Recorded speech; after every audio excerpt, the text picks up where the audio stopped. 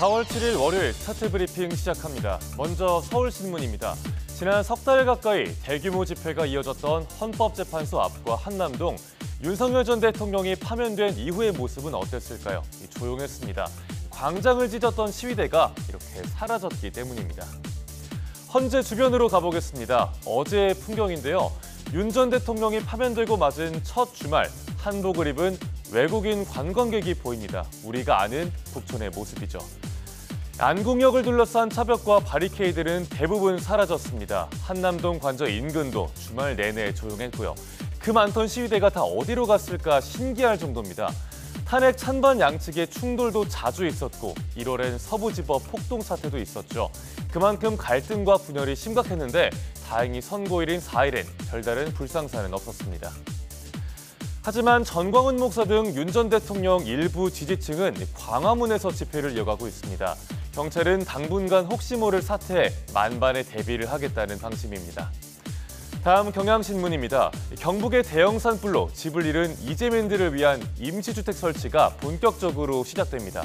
하지만 이재민들은 2번 울고 있는데요. 일단 입주까지 한 달 이상이 걸리고 임시주택도 원래 살던 곳과는 멀리 떨어져 있기 때문입니다. 경북도에 따르면 2,800채가 넘는 임시주택이 필요합니다. 빠른 곳은 5월 초, 늦어도 5월 중에는 임시주택을 다 짓겠다는 계획인데 실제 입주까지는 상당한 시간이 걸릴 전망입니다. 부지 선정이 완료된 97곳 중에 기반 공사가 진행 중인 곳은 16곳에 불과합니다. 이재민들은 당장 올해 농사가 걱정입니다. 생업이 농사인데 농경지와 대피시설의 거리가 너무 멀기 때문이죠.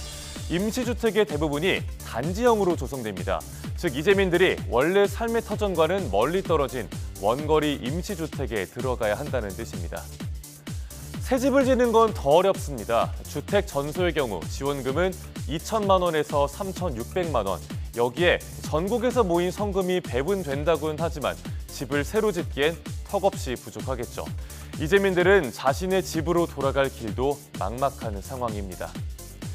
끝으로 중앙일보입니다. 333만 원 아이폰이 현실화가 될까요? 이 배경엔 트럼프 미국 대통령의 관세 폭탄이 있습니다. 애플이 직격탄을 세게 맞았고요. 삼성전자는 분주하게 계산기를 두드리는 중인데요. 관세 정책이 스마트폰 시장에 어떤 파도를 일으켰는지 보겠습니다. 미국은 중국에 기존 관세 20%에 상호 관세 34%까지 총 54%의 관세를 때렸습니다. 그런데 애플은 전체 아이폰 판매량의 90%를 중국에서 만듭니다. 당연히 피해가 클 수밖에요. 아이폰 16 프로맥스의 현재 미국 내 판매가가 약 233만 원인데 상호 관세가 적용되면 가격 인상이 불가피해서 약 333만 원에 이를 거란 전망이 나옵니다.